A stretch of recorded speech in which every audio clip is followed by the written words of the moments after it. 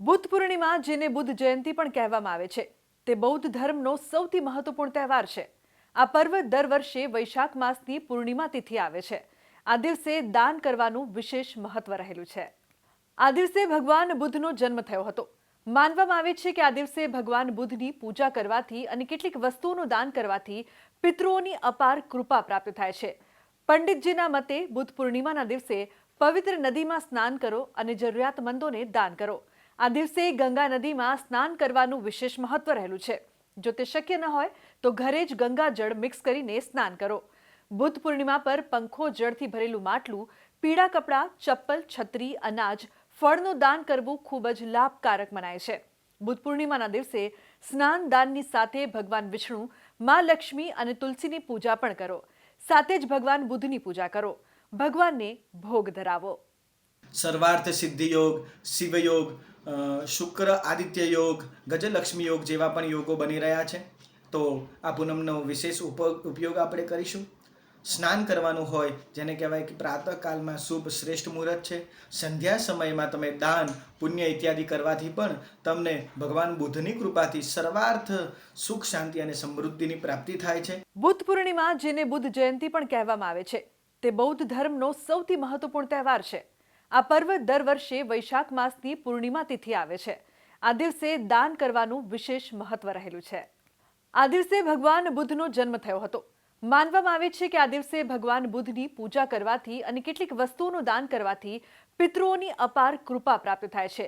પંડિતજીના મતે બુદ્ધ પૂર્ણિમાના દિવસે પવિત્ર નદીમાં સ્નાન કરો અને જરૂરિયાતમંદોને દાન કરો. આ દિવસે ગંગા નદીમાં સ્નાન કરવાનું વિશેષ મહત્વ રહેલું છે. જો તે શક્ય ન હોય તો ઘરે જ ગંગા જળ મિક્સ કરીને સ્નાન કરો. બુદ્ધ પૂર્ણિમા પર પંખો, જળથી ભરેલું માટલું, પીળા કપડાં, ચપ્પલ, છત્રી, અનાજ, ફળનું દાન કરવું ખૂબ જ લાભકારક મનાય છે. બુદ્ધ પૂર્ણિમાના દિવસે સ્નાન દાનની સાથે ભગવાન વિષ્ણુ, મા લક્ષ્મી અને તુલસીની પૂજા પણ કરો. સાથે જ ભગવાન બુદ્ધની પૂજા કરો. ભગવાનને ભોગ ધરાવો. સર્વાર્થ સિદ્ધિ યોગ, શિવ યોગ, શુક્ર આદિત્ય યોગ, ગજલક્ષ્મી યોગ જેવા પણ યોગો બની રહ્યા છે. તો આ પૂનમનો વિશેષ ઉપયોગ આપણે કરીશું. સ્નાન કરવાનું હોય, જેને કહેવાય કે પ્રાતઃકાલમાં શુભ શ્રેષ્ઠ મુહૂર્ત છે.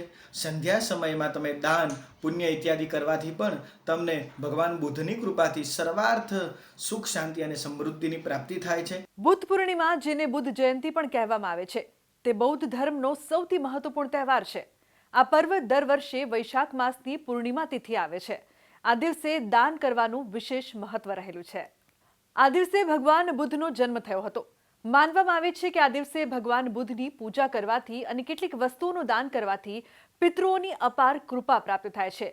પંડિતજીના મતે બુદ્ધ પૂર્ણિમાના દિવસે પવિત્ર નદીમાં સ્નાન કરો અને જરૂરિયાતમંદોને દાન કરો.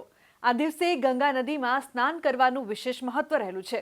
જો તે શક્ય ન હોય તો ઘરે જ ગંગા જળ મિક્સ કરીને સ્નાન કરો.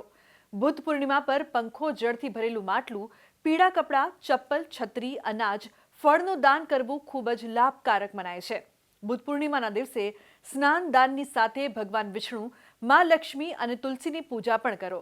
સાથે જ ભગવાન બુદ્ધની પૂજા કરો. ભગવાનને ભોગ ધરાવો. સર્વાર્થ સિદ્ધિ યોગ, શિવ યોગ, શુક્ર આદિત્ય યોગ, ગજલક્ષ્મી યોગ જેવા પણ યોગો બની રહ્યા છે.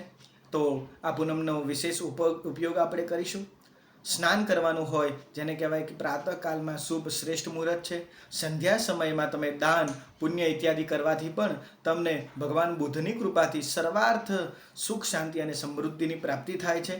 તો આજના અમારા આ અહેવાલમાં બસ આટલું. ફરી મળીશું એક નવી અને મહત્વપૂર્ણ જાણકારીની સાથે. પરંતુ આ વિડીયોને આપ ખાસ લાઈક કરજો અને શેર પણ કરજો. નમસ્કાર.